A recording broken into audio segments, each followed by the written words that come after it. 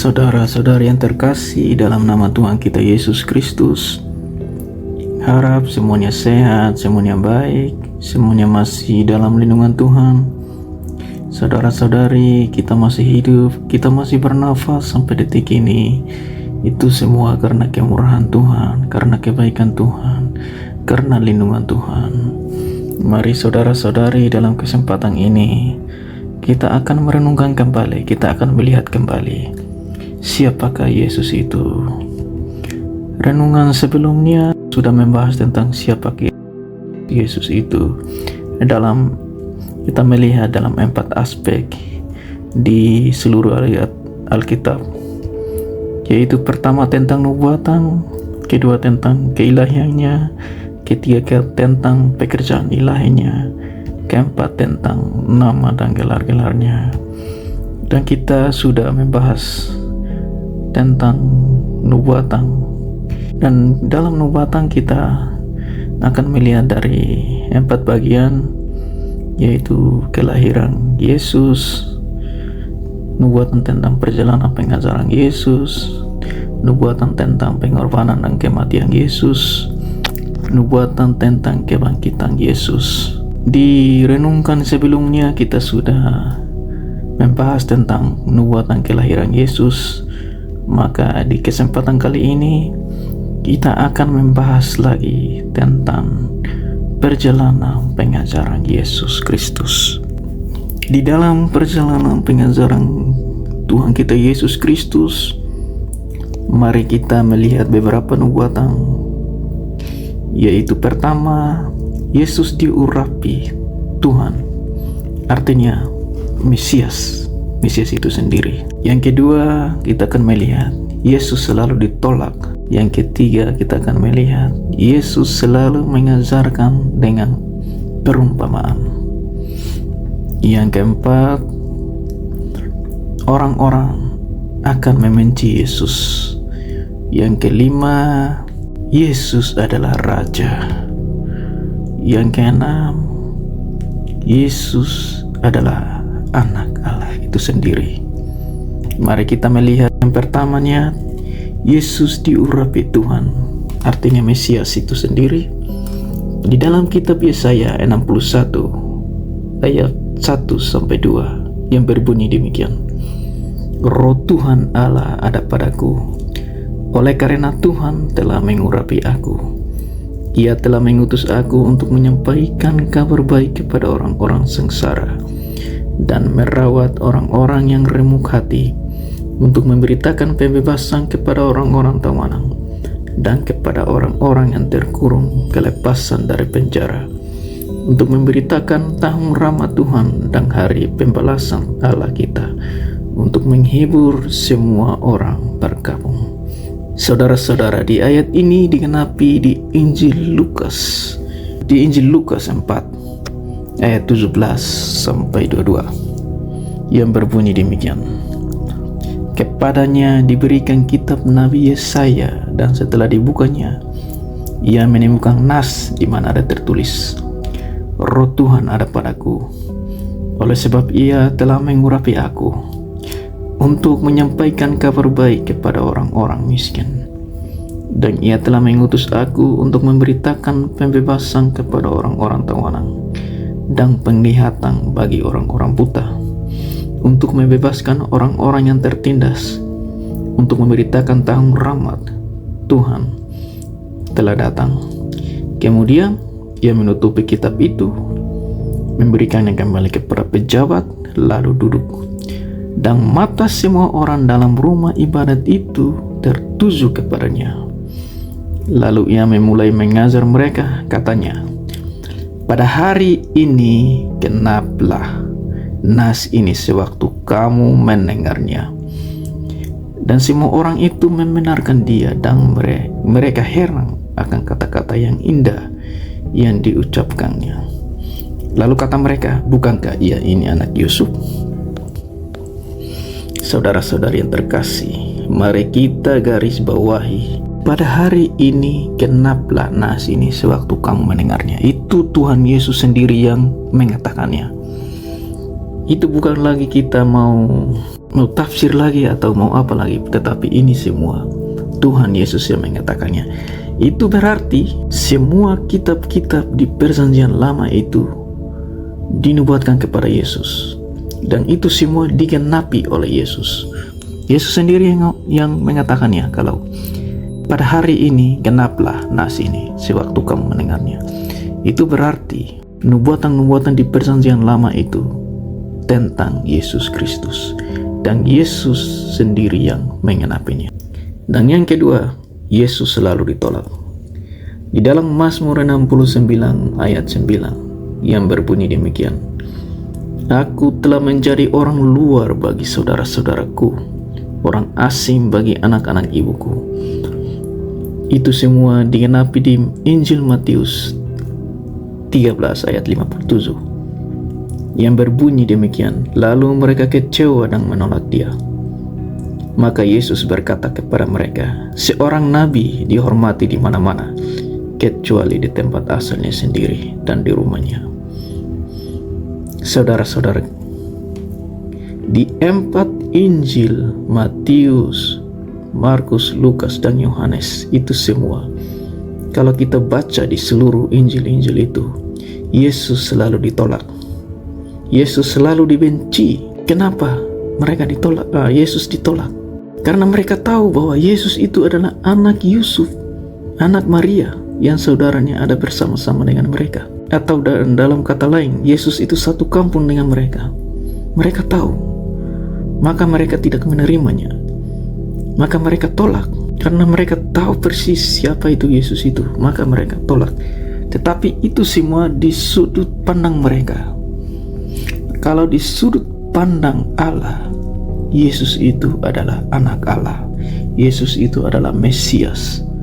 Mereka tidak tahu karena mata spiritual mereka belum dibuka. Karena itulah mereka tidak tahu. Mereka melihat dari sudut pandang manusia, bukan sudut pandang spiritual. Yang ketiga, Yesus selalu mengajarkan dengan kata-kata perumpamaan. Di dalam Mazmur 78 ayat 2-4 berbunyi demikian, Aku mau membuka mulut mengatakan amsal. Aku mau mengucapkan teka-teki dari zaman purbakala, yang telah kami dengar dan kami ketahui, dan yang diceritakan kepada kami oleh nenek moyang kami. Kami tidak hendak sembunyikan kepada anak-anak mereka, tetapi kami akan ceritakan kepada angkatan yang kemudian puji-pujian kepada Tuhan dan kekuatannya dan perbuatan-perbuatannya ajaib yang telah dilakukannya. Kita lihat di Perjanjian Baru, di dalam 4 Injil Alkitab itu, Yesus selalu mengajarkan dengan kata-kata perumpamaan. Salah satunya ada di Injil Lukas 8 ayat 4-21 yang berbicara tentang seorang penabur yang keluar untuk menabur benihnya. Kita lihat dalam 4 Injil itu, Yesus selalu menggunakan perumpamaan. Mari saudara-saudara, sekarang kita lihat lagi di nomor 4, orang-orang membenci Yesus.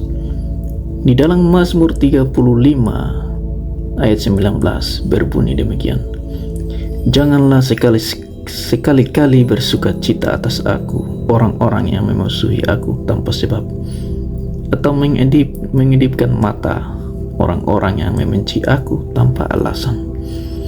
Dan Mazmur 69 ayat 5 berbunyi demikian, Orang yang membenci aku tanpa alasan lebih banyak dari rambut di kepalaku.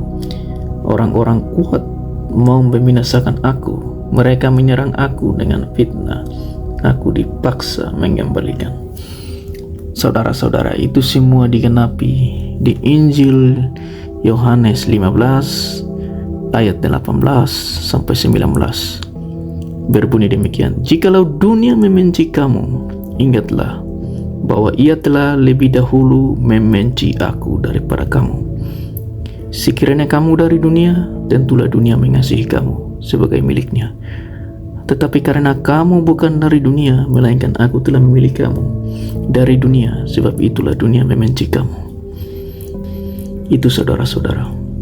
Di 4 Injil semuanya kita baca keseluruhannya, Yesus selalu dibenci. Itu semua untuk menggenapi kitab-kitab Perjanjian Lama.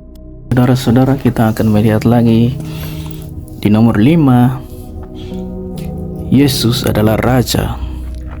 Di dalam Zakaria 9 ayat 9 berbunyi demikian: bersorak-soraklah dengan nyaring, hai putri Sion, bersorak-sorailah, hai putri Yerusalem. Lihat, rajamu datang kepadamu. Ia adil dan jaya, ia lemah lembut dan mengendarai seekor keledai bebang yang muda. Itu semua digenapi di Injil Lukas 23 ayat 3 dan Matius 27 ayat 11. Pilatus bertanya kepadanya, "Engkaukah raja orang Yahudi?" Jawab Yesus, "Engkau sendiri mengatakannya." Saudara-saudari, itu Yesus yang mengatakannya sendiri. Bukan kita mau interpretasi lagi, bukan kita mau tafsir-tafsiran lagi, tetapi itu Yesus yang mengatakannya sendiri. Ketika Pilatus bertanya kepadanya, "Engkaukah raja orang Yahudi?" Yesus menjawab, "Engkau sendiri mengatakannya." Saudara-saudara, tetapi Yesus berbicara tentang sorga. Karena apa? Karena Yesus adalah Raja di sorga dan di bumi. Itulah yang harus kita tahu. Yang keenam, mari kita lihat saudara-saudara, Tuhan Yesus adalah anak Allah. Di dalam Mazmur 2 ayat 7 berbunyi demikian: "Aku mau menceritakan tentang ketetapan Tuhan. Ia berkata kepadaku, anakku, engkau telah kuperanakan pada hari ini." Itu semua digenapi di Injil Matius 26 ayat 63 yang berbunyi demikian: "Tetapi Yesus tetap diam. Lalu kata imam besar itu kepadanya, Demi Allah yang hidup, katakanlah kepada kami, apakah engkau Mesias anak Allah atau tidak?" Jawab Yesus, "Engkau telah mengatakannya.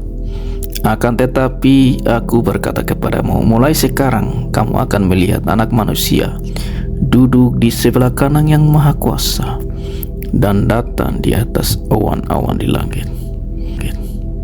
Oh, itu luar biasa saudara-saudara. Itu adalah kata-kata Yesus itu sendiri. Yesus yang mengatakannya sendiri bahwa ia adalah anak Allah.